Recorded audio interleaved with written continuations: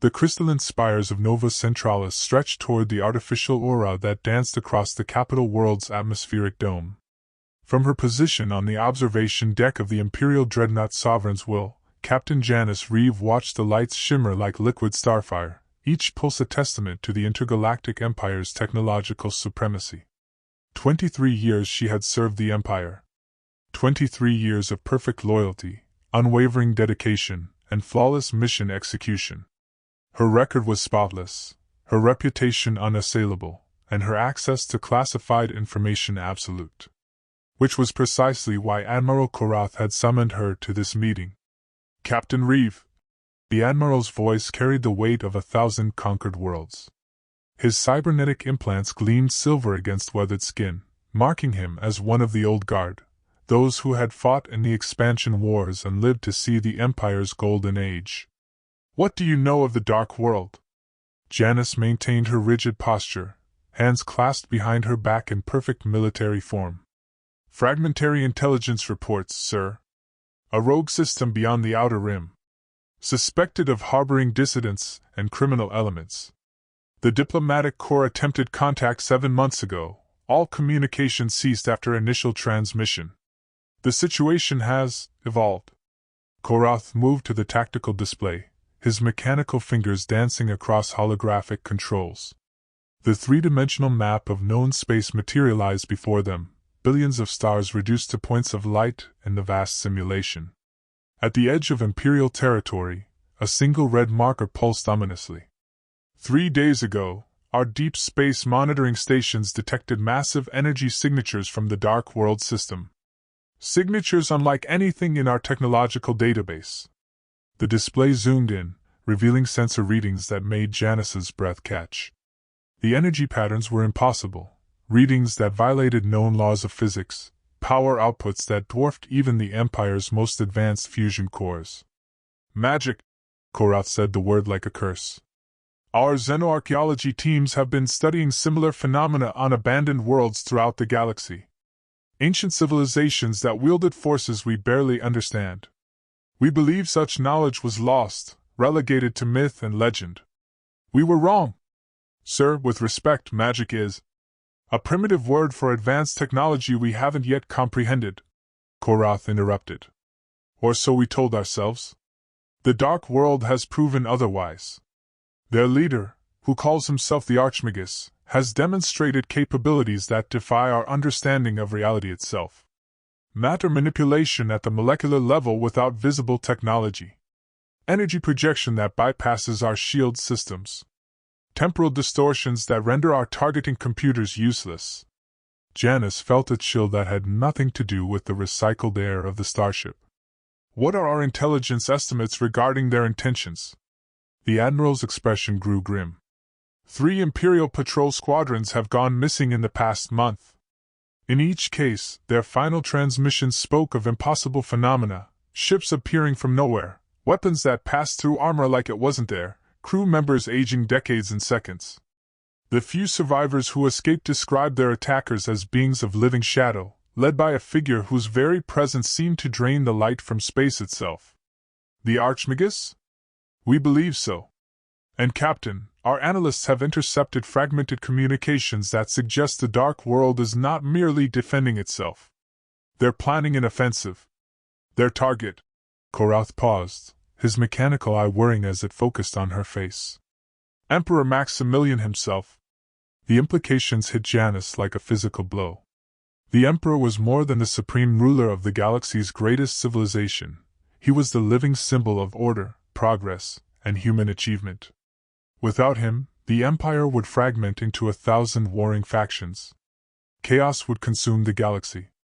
"Sir, surely our defenses are designed to counter conventional threats. Energy weapons, kinetic projectiles, biological warfare, even exotic matter bombs. We have no defense against forces that operate outside the laws of physics as we understand them. The Emperor's Guard, the Imperial Fleet, even the planetary defense networks, all useless against an enemy who can simply will our weapons to fail."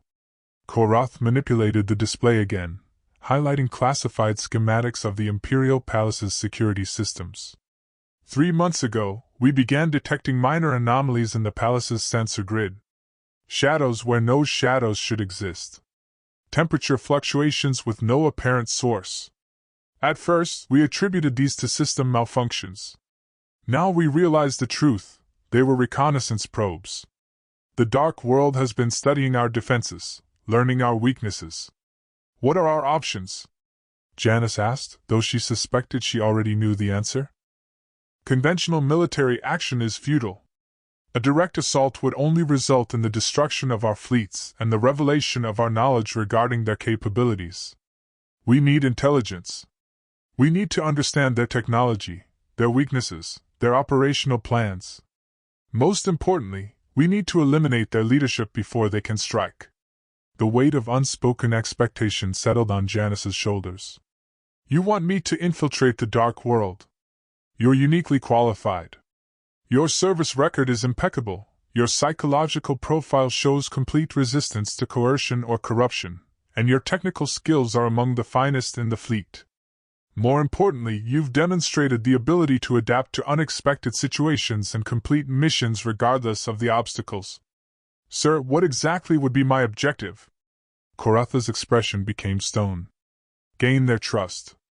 Learn their secrets. And when the opportunity presents itself, eliminate the Archmagus. Without their leader, the Dark World's threat will collapse. Janice considered the mission parameters. Deep cover infiltration of a hostile civilization. No backup, no extraction plan, no communication with Imperial forces. The kind of assignment that typically had a 0% survival rate. How would I even reach the Dark World undetected? Our intelligence suggests they're capable of detecting Imperial technology from across star systems. We've developed a solution.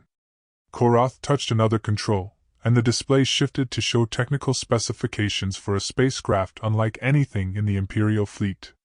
Where Imperial designs emphasized clean lines and functional beauty, this vessel was angular, organic, almost alien in its construction. This is the Shadow Fong, constructed using technology recovered from archaeological sites throughout the galaxy. Pre-Imperial designs that predate our current understanding of physics.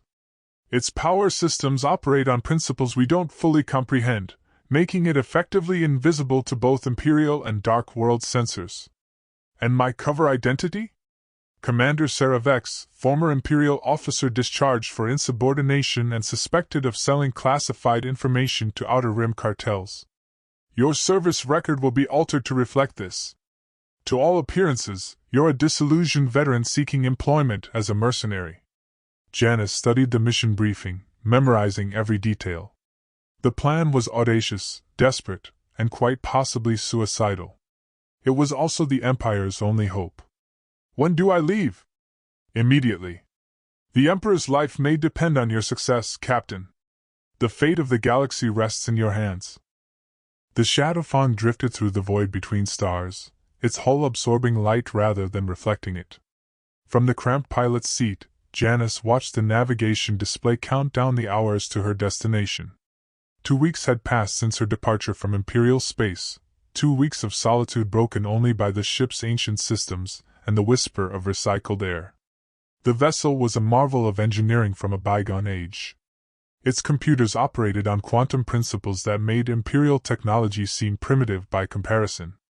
The propulsion system generated no detectable emissions, somehow moving the ship through space by manipulating the fabric of reality itself. Even the life support systems defied conventional understanding, converting stellar radiation directly into breathable atmosphere through processes that made no sense according to modern physics. As she approached the Dark World system, Janice ran through her cover identity one final time. Saravex, dishonorably discharged from Imperial service for selling fleet positions to pirates.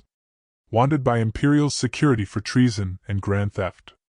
A woman with nothing left to lose and everything to gain by betraying her former masters. The deception felt like poison in her mind.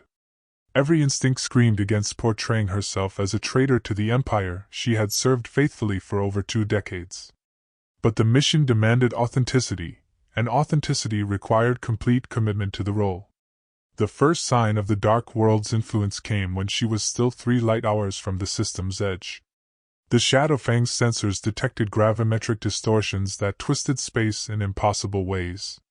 Stars appeared to shift position as she watched, their light bending through dimensional rifts that opened and closed without warning. The ship's temporal regulators struggled to maintain chronometer accuracy as waves of temporal distortion washed over them. "By the Emperor's light," Janice whispered, forgetting for a moment that she was supposed to be a traitor. The Dark World's power was even greater than intelligence had estimated. They weren't just manipulating matter and energy, they were rewriting the fundamental laws of reality itself. An hour later, her sensors detected the approach of 3 ships. Their configuration was unlike anything in Imperial databases, appearing to be constructed from crystallized shadow and negative energy. As they drew closer, Janice felt an inexplicable chill that seemed to seep into her bones despite the ship's environmental controls. Her communication system activated without input from her, filled with a voice that seemed to speak from the depths of space itself. "Unknown vessel, you have entered the domain of the Archmagus. State your identity and purpose, or be consumed by the eternal darkness." Janice keyed her transmitter, forcing confidence into her voice. "This is Commander Sarah Vex aboard the mercenary vessel Shadowfang. I seek an audience with your leadership regarding employment opportunities." "Commander Vex." The voice seemed to taste her name, rolling it around like fine wine. "Your reputation precedes you. The Imperial deserter who sold the 7th Fleet's battle plans to the Kythera Syndicate. Most impressive." The accuracy of that intelligence chilled her. The Dark World had detailed knowledge of her fabricated background, information that should have been available only to the highest levels of Imperial security. "I prefer to think of it as freelance consulting," she replied, maintaining her character. "The Empire pays poorly for honest work, but rewards treachery quite handsomely." "Indeed. Follow our escort to the Dark World. Deviate from the prescribed course, and your atoms will be scattered across 11 dimensions." The escort ships moved into formation around the Shadowfang, their hulls seeming to absorb photons from nearby stars.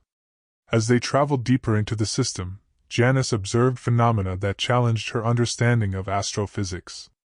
Planets orbited in patterns that violated gravitational mechanics, their surfaces rippling like liquid despite clearly being solid matter. Moons phased in and out of visible reality, sometimes existing in multiple locations simultaneously. At the system's heart lay the Dark World itself, a planet that seemed to exist partially outside normal space-time. Its surface shifted constantly between different states of matter, continents of crystallized darkness giving way to oceans of liquid void. Structures that might have been cities rose from the planetary surface, their architecture following geometries that hurt to look at directly. "Welcome to Umbros Prime," the escort leader transmitted. "Capital of the new Galactic Order. Birthplace of the coming age of darkness." Landing clearance directed the Shadowfang to a spaceport that existed in a state of controlled chaos. Ships from a dozen different eras and civilizations occupied berths that seemed to exist in multiple dimensions simultaneously. Imperial vessels sat alongside craft of unknown origin, their crews apparently coexisting peacefully despite representing civilizations that should be at war. As Janice powered down her ship's systems, she noticed her own reflection in the cockpit's display screens. Her features appeared normal, but something about her image seemed wrong. As if the darkness of this place was already beginning to seep into her soul. A reception committee waited at the airlock, 3 figures in robes that seemed to be cut from crystallized shadow. Their faces were hidden beneath hoods that cast darkness deeper than the absence of light. When they spoke, their voices seemed to come from multiple directions at once. "Commander Vex, the Archmagus wishes to speak with you immediately. You will come with us." Janice secured her sidearm and activated the ship's security systems, then followed her escorts into a transport that moved without any visible means of propulsion. The vehicle glided silently through streets that defied architectural logic, past buildings that existed in multiple time periods simultaneously and citizens whose very presence seemed to drain light from the surrounding air. The journey took them to a structure that could only be described as a palace, though it bore no resemblance to any architecture in Imperial databases. Spires of crystallized darkness reached toward a sky filled with stars that moved in patterns that spelled out words and languages that predated human civilization. The walls seemed to be constructed from compressed shadow, solid enough to touch but transparent to certain wavelengths of light. Inside, the palace was a maze of corridors that seemed to rearrange themselves as she walked through them. Her escorts led her deeper into the structure, past chambers filled with technology that blended organic and mechanical components in ways that suggested a fundamentally different understanding of the relationship between life and machinery. Finally, they arrived at a vast chamber dominated by a throne that appeared to be carved from a single piece of crystallized time. Seated upon it was a figure that radiated power like a dark star, tall, imposing, with features that seemed to shift between human and something far more ancient. His eyes held the depth of interstellar space, and when he spoke, reality itself seemed to listen.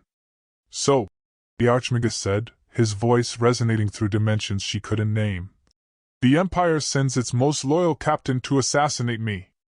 Janice felt her blood turn to ice. Her cover was blown before she had even begun her mission. The silence that followed the Archmagus's words stretched across dimensions, heavy with implications that threatened to crush Janice beneath their weight. She stood in the center of the vast chamber, surrounded by shadows that seemed to press in from all sides, while the most powerful being in known space studied her with eyes that held the depth of collapsed stars. "Nothing to say, Captain Janice Reeve?" The Archmagus rose from his throne, and reality rippled around him like disturbed water. "No protestations of innocence? No desperate attempts to maintain your cover identity?" Janice forced herself to remain calm, drawing upon years of training and experience. If her mission had been compromised from the beginning, she needed to understand how and why. "You seem to have me at a disadvantage." "Indeed I do." The Archmagus descended the steps toward her, each footfall echoing through dimensions she couldn't perceive. "Did you truly believe that the Empire's most decorated deep-cover operative could infiltrate the dark world without my knowledge? That your psychological conditioning, your fabricated identity, your ancient ship could deceive one who has transcended the limitations of mortal perception?" As he drew closer, Janice could see that his appearance was far more complex than initial observation had suggested. His form seemed to exist simultaneously in multiple states, young and old, human and alien, matter and energy. It was as if he was a living intersection of all possible versions of himself across infinite realities. "I know you, Janice Reeve," he continued, now close enough that she could feel the gravitational distortion his presence created. "I know every mission you've completed, every enemy you've killed, every secret you've kept. I know about the mining colony on Kepler 442b where you chose to save 300 civilians instead of completing your assigned objective. I know about your recurring nightmares regarding the Sindari massacre. I know about the letter you write to your dead sister every year on the anniversary of the Outer Rim War." Each revelation hit her like a physical blow. The mining colony mission was classified beyond the highest security levels. Her nightmares were known only to her and the Empire's psychological evaluation AI. The letters to her sister were a private ritual she had never shared with anyone. "How?" she whispered. "Because I was there." The Archmagus raised his hand, and the air between them shimmered with images from her past. "Not physically present, perhaps, but observing through the spaces between moments, through the gaps in reality that your Empire's instruments cannot detect. I have been watching you for years, Captain. Watching and waiting for this moment." "Waiting for what?" "For you to come to me willingly." He gestured, and the images shifted to show scenes from throughout the galaxy, Imperial fleets burning in space, worlds consumed by unnatural disasters, entire star systems going dark. "The Empire believes itself to be the pinnacle of civilization, the ultimate expression of order and progress. It sees the dark world as a threat to be eliminated, a cancer to be cut out before it can spread. Aren't you?" The Archmagus smiled, and for a moment his features stabilized into something almost human. "That depends entirely on your perspective. Tell me, Captain, what do you know of the Empire's true history?" Janice felt the conversation moving into dangerous territory. Whatever game the Archmagus was playing, she was clearly several moves behind. The Empire was founded 3 centuries ago, when humanity first achieved faster-than-light travel and encountered other space-faring civilizations. Through diplomacy and occasionally force, we brought order to a chaotic galaxy. A beautifully sanitized version of events. The Archmagus waved his hand, and the chamber around them transformed into a holographic display showing the galaxy as it existed centuries ago.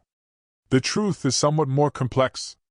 When humanity first ventured beyond their home system, they discovered a galaxy already populated by dozens of ancient civilizations, many of which possessed knowledge and capabilities far beyond human understanding. The display showed scenes of first contact, not the peaceful diplomatic encounters described in imperial histories, but violent clashes between human forces and beings of incredible power.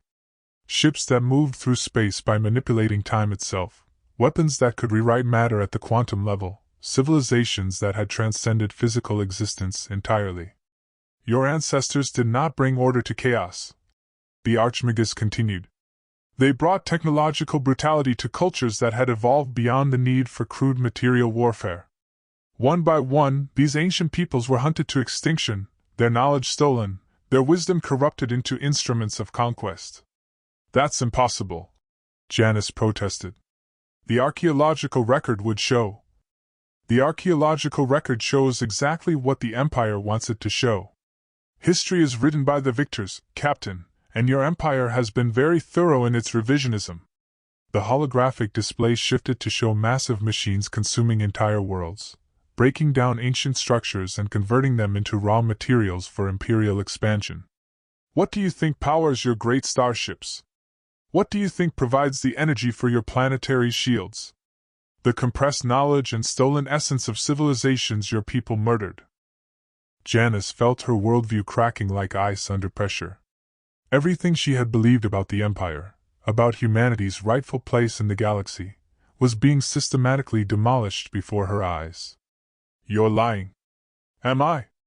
The Archmagus gestured again, and suddenly Janice was experiencing memories that weren't her own, the final moments of beings whose names had been erased from history, the desperate last stands of civilizations facing extinction, the cold calculation with which imperial forces had eliminated entire species to claim their technology. The visions ended, leaving her gasping and disoriented. The weight of genocide pressed down on her consciousness, millions of deaths committed in the name of human progress. The Dark World, the Archmagus said softly, is not a new threat. It is what remains of those ancient civilizations, the survivors who fled to the spaces between reality when your Empire's expansion made existence in normal space untenable. I am their voice, their weapon, their instrument of justice. Then why haven't you struck already? If you have this much power, why not simply destroy the Empire and be done with it? Because justice and vengeance are not the same thing. The Archmagus's form shifted again, and for a moment Janice saw him as he truly was, not a conqueror or a destroyer, but a guardian bearing the weight of countless lost souls. Your Empire was built on a foundation of murder and theft, but the billions of human beings living within its borders are not responsible for the crimes of their ancestors. They deserve a chance to choose a different path. And if they refuse, then they will share the fate of those they destroyed. His voice carried the finality of entropy itself. But I would prefer to offer them redemption rather than extinction. Which brings us to you, Captain Janice Reeve. Janice felt the pieces of the puzzle clicking into place. You didn't let me infiltrate the Dark World. You lured me here. Precisely. The Empire needed to send someone they trusted absolutely, someone with the skills and determination to accomplish the impossible. They needed to send their very best operative on a mission of ultimate importance. And I needed that operative to learn the truth. What truth? That your Emperor is not the benevolent ruler history will remember him as. He is the direct descendant of the architects of galactic genocide, and he plans to complete their work. The Dark World is merely the first target. Once we are eliminated, he intends to turn the Empire's weapons against any remaining alien civilizations, any human worlds that have developed cultures independent of imperial control, anyone who might threaten his vision of absolute dominion. The holographic display showed imperial military buildups throughout the galaxy, weapons research projects that dwarfed anything in the public record, strategic plans for campaigns against worlds that had been peaceful Imperial allies for generations. Operation Final Unity. Janice breathed, recognizing classified documents she had seen only fragments of during her highest security briefings. You know of it? Rumors. Whispers in intelligence circles. The ultimate pacification protocol. More than that. The systematic elimination of every non-human intelligent species in the galaxy, followed by the conquest and subjugation of every human world that has developed independently of Imperial control. Your Emperor doesn't want to rule a galactic civilization, he wants to rule a galactic empire of slaves. Janice sank to her knees as the full weight of revelation crashed over her. Everything she had fought for, everyone she had killed in service to the Empire, every sacrifice she had made, all of it in service to a lie so vast it encompassed the entire galaxy. Why? She whispered. Why show me this? Because you have a choice to make. The Archmagus knelt beside her, his presence no longer overwhelming but somehow comforting. You can return to the Empire and complete your mission. Kill me, destroy the Dark World, and enable the completion of genocide on a galactic scale. Or, you can help me save the galaxy from the monster it has allowed to rule it. Days passed in a blur of revelation and internal conflict. The Archmagus had provided Janice with quarters in the palace's guest wing, a suite of rooms that existed in a state of controlled impossibility, where walls showed views of distant galaxies and furniture adjusted itself automatically to her preferences. She had been given complete freedom to move throughout the palace and the surrounding city, to speak with anyone she encountered, to verify the truth of what she had been told. Every conversation only deepened her horror. She spoke with refugees from worlds the Empire had liberated, survivors of purges disguised as police actions, witnesses to atrocities committed in the name of bringing order to chaos. She met with former Imperial officers who had discovered the truth about their missions and defected rather than participate in genocide. She reviewed historical records that had been preserved in the spaces between dimensions, untouched by Imperial revisionism. The pattern was always the same. Imperial forces would arrive at a world or system inhabited by a non-human species, particularly one that possessed advanced technology or knowledge. First would come diplomats, offering trade agreements and mutual defense pacts. When the target species inevitably refused to surrender their sovereignty, the diplomats would withdraw and be replaced by peacekeeping forces, responding to manufactured humanitarian crises. What followed was systematic extermination disguised as military necessity. Entire species would be declared extinct due to environmental disasters or interstellar conflicts, their homeworlds strip-mined for resources, their technology reverse-engineered and incorporated into Imperial systems. Any survivors would be relocated to remote worlds where they would gradually die out from isolation and despair. The most damning evidence came from Imperial records themselves, classified documents that had been intercepted by Dark World intelligence operatives over the decades. Progress reports on the elimination of problematic populations. Cost-benefit analyses comparing the resources required for genocide versus the potential profits from territorial acquisition. Strategic assessments of which species posed the greatest long-term threat to human dominance. Emperor Maximilian's personal correspondence was particularly chilling. In messages to his closest advisors, he spoke of non-human species as if they were vermin to be exterminated, obstacles to be removed from the path of human destiny. His vision of the future was a galaxy populated entirely by humans, with every world serving the needs of the imperial capital. "It's overwhelming at first," said Dr. Elena Vasquez, a former imperial xenobiologist who had defected to the Dark World 5 years earlier. She found Janice sitting in the palace's observation deck, staring out at the impossible sky of Umbros Prime. "The realization that everything you believed was a lie, that every life you saved by serving the Empire was paid for with the lives of 100 beings you never knew existed. How do you bear it?" Janice asked without turning from the window. "How do you live with the knowledge of what we've done? By choosing to do better going forward. By working to prevent future atrocities rather than dwelling on past ones." Elena sat beside her, her expression sad but determined. The Empire isn't going to stop, Janice. Even if we could somehow remove Maximilian from power, the system he represents would continue. There are too many people who profit from the current order, too many who have convinced themselves that human dominance is natural and right. So what's the alternative? Help the Archmagus destroy the Empire? That would mean the death of billions of innocent people. Would it? Elena gestured toward the city below, where humans and non-humans worked side by side in apparent harmony. Look around you. The dark world isn't a place of death and destruction, it's a refuge. A sanctuary for those who have nowhere else to go. The Archmagus isn't planning to exterminate humanity. He's planning to liberate it. Liberate it from what? From the lie that conquest equals civilization.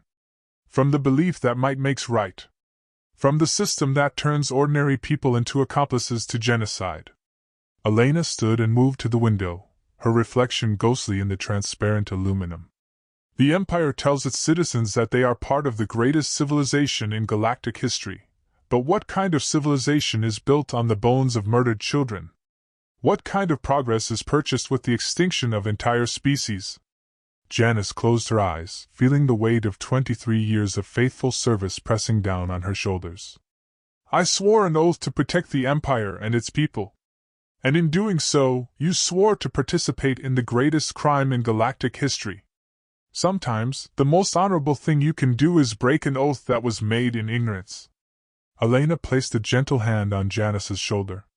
The Empire's people deserve better than to be complicit in genocide.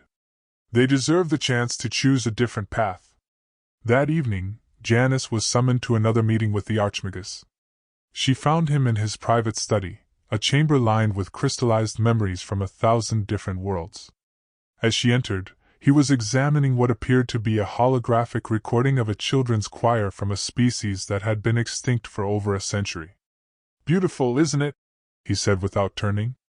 The Kelthani had no concept of individual artistic expression. Their music was a collective effort that required the participation of entire communities.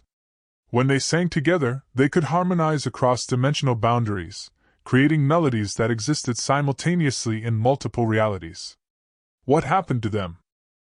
The 15th Expansion Fleet declared their homeworld a strategic resource zone in 2387. The official records state that the Kelthani died out due to a plague that was resistant to Imperial medical intervention. The truth is that they were exterminated because their music contained frequencies that could disrupt Imperial shield technology. The Archmagus turned to face her, and she saw that his features bore the weight of countless such losses. Tell me, Captain Reeve, how does one measure the value of a unique perspective? How does one quantify the worth of a way of thinking that will never exist again?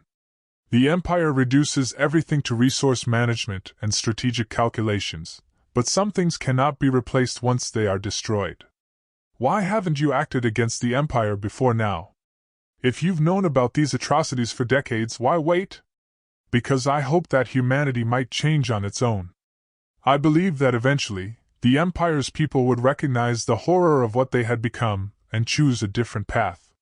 He gestured toward the crystallized memories surrounding them.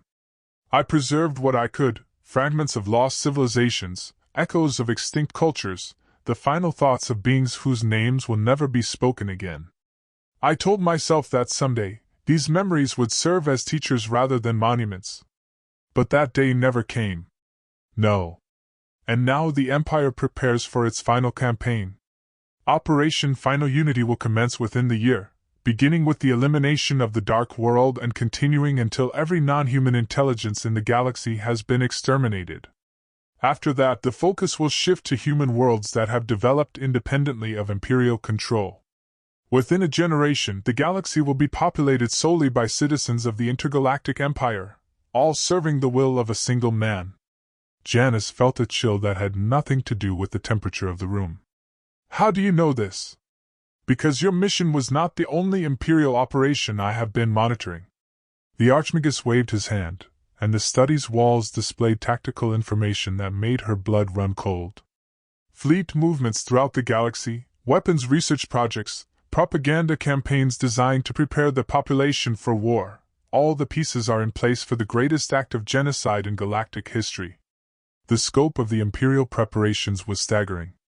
Battle fleets were being positioned at strategic points throughout the galaxy, their movements disguised as routine patrol rotations. Research stations were developing new weapons specifically designed to be effective against non-human physiology.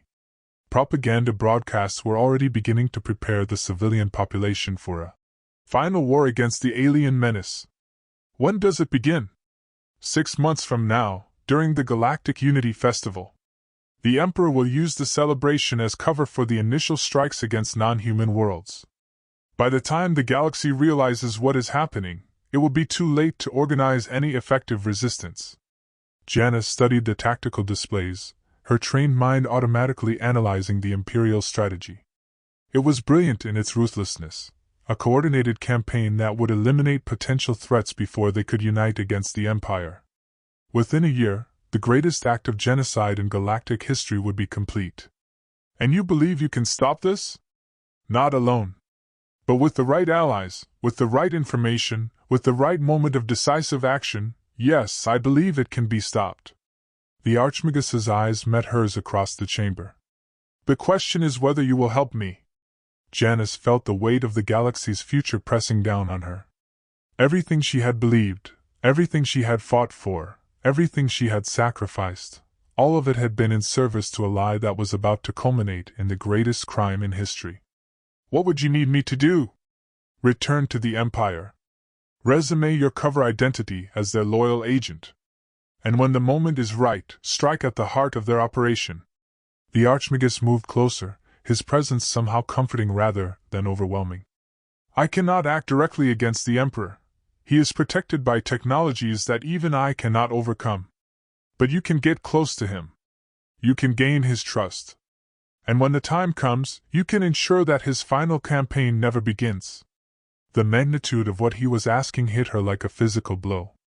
Not just treason against the Empire, but the assassination of the most powerful human being in the galaxy. The elimination of the one man whose death would throw human civilization into chaos. The Empire will collapse without him.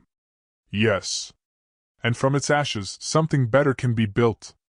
A civilization based on cooperation rather than conquest, on diversity rather than uniformity, on justice rather than power. The Archmagus extended his hand toward her. Help me save the galaxy, Janice Reeve. Help me give every species, every world, every being the chance to choose their own destiny. She stared at his outstretched hand, knowing that accepting it would make her the greatest traitor in human history. She thought of her oath to the Empire, her loyalty to her fellow humans, her duty to the civilization that had shaped her. Then she thought of the Kelthani children's choir, singing harmonies that would never be heard again. She thought of the billions of beings who had died in secret, their extinctions hidden behind lies and propaganda. She thought of the future the Empire was planning, a galaxy of slaves serving a single master. She took his hand.